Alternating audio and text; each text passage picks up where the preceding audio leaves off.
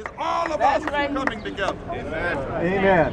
Now they've said, we want you to know today, and we want the media to know that Section 12 of Article 1 of the Constitution says, since 1868, that the people have the right to assemble. That's right. That's right. That we have a right to redress the General Assembly. Yes, In fact, it says we have a right to instruct them. Yeah. It says we have a right to do it openly. We have a right to petition. That's right. We have a right to come in.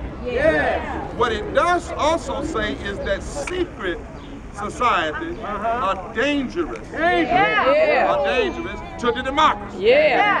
So in reality, we're going to exercise our constitutional right. All right. We don't come to get arrested because we don't even understand why they're arrested. That's right. Because the Constitution doesn't say you can come in if you agree with everybody in there. That's right. The Constitution doesn't say you can come in if you don't hold a placard. The Constitution doesn't say you can come in if you promise not to pray to the God of justice. It doesn't say you can come in if you say you're not going to sing. It says you have a right. All right. That's right. Somebody said we built that house. We built our house. All of these rules are wrong anyway. The media ought to ask the question because they're trying to keep us out just like they try to keep you out. That's right. That's right. And then you have to sue them under the Freedom of Information Act. That's right. Well, we believe we got a freedom of information. That's right. Not only to hear it, but to tell it. Who should be getting arrested are those who meet in secret. That's right. Yeah.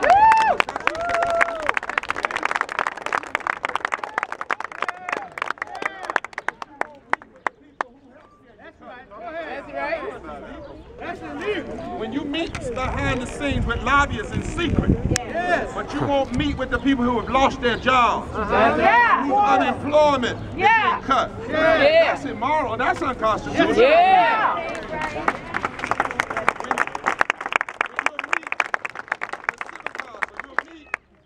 Director now, Mr. Pope, and you'll meet with the Chamber of Commerce.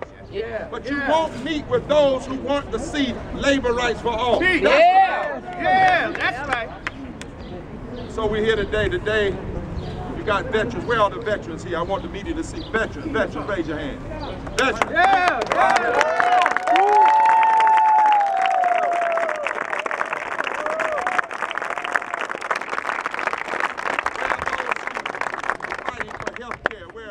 Raise your hand.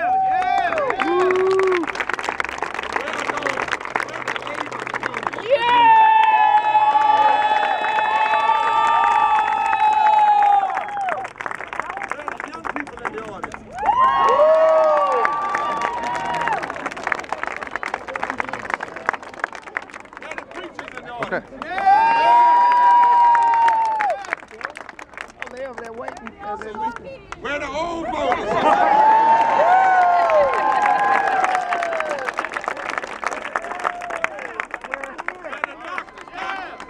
Doctors in the audience. There he is.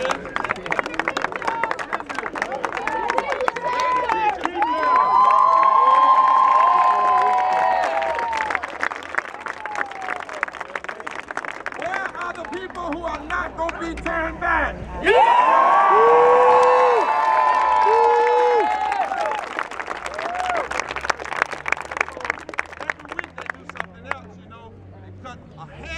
People out of Medicaid. More people than the entire population of Asheville and Shaw. 170,000 people who lost their jobs on July 1st won't have unemployment. $700 million of federal money. This week we saw another dynamic in the depth of how deep they will go. Now they're floating this tax plan. And I've said to some folk, you may even disagree, you may not agree with the NAACP on everything, but you need to understand what this crowd is doing. They're pitting the ultra wealthy against poor people. It doesn't matter whether you're poor and Republican or poor and Democrat, working in Democrat. Now what they do is they feed the people, ultra conservative get them to vote. That's right. That's right. Once they vote, they use their power to give more money to the wealthy. That's what they're doing. That's Yep, right. yep, that's It right. needs to be exposed. Yeah. Because there's some North Carolinians that think they're not with us, but really you are. Yeah, that's right. That's right. Yeah. So we want the average brother, the average sister that says, I may not agree with the NAACP, but you know the NAACP and all of us and different groups are fighting because they're floating a tax plan that will roll back corporate income tax, roll back personal income tax for the wealthy, but a raised tax on your raised taxes on your Yeah. raised taxes on your doctor bill. Yeah. Raise taxes on your non-prescription drugs. That means they're going to give more money to the wealthy and hurt everyday working North Carolinians. $56,000 tax break to millionaires. Shame. And the party that says they never raise taxes are pushing a bill to raise taxes on us, on everyday people. So think about their agenda, what they say. Their claim, as we prepare to go, their claim is this is how you make a great North Carolina. Health care for the poor. This is what they say. You cut opportunity for education. You cut unemployment for workers. You cut protections for the environment. You cut the opportunity to have diverse, high-quality education. You cut the ability and roll back the ability of people to vote. And if you really want a great state, according to them, you raise taxes on poor and working folks. And you give the wealthy a tax break. You take money from public school and you give it to private school. And then when you think people might rise up and go to the voting booth, the only place where money doesn't have a say because we are the say in the voting booth. Then if you really want a great state, you cut opportunities to vote. You walk through the blood of the martyrs and desecrate their memory by rolling back voting rights.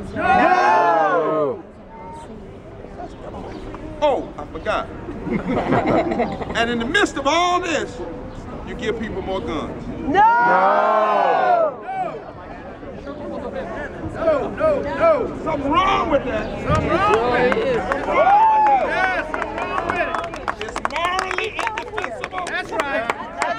Constitutionally inconsistent. That's right. And it's economically insane. We must stay together. We go today. The people who go today, because they've said some of us can't come back. And last week we could come back, now we can't come back. They keep rewriting the rules. That's right. We are the rules. But it doesn't matter if we go back because somebody's still going in.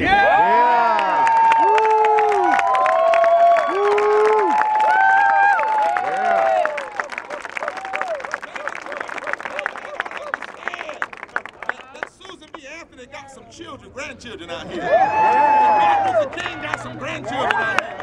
And Ella Baker got some grandchildren.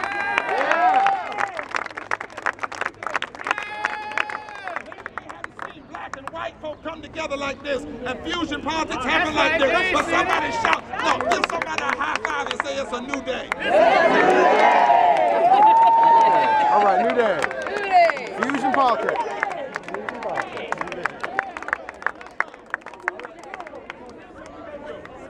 Everybody that's not going, I want you to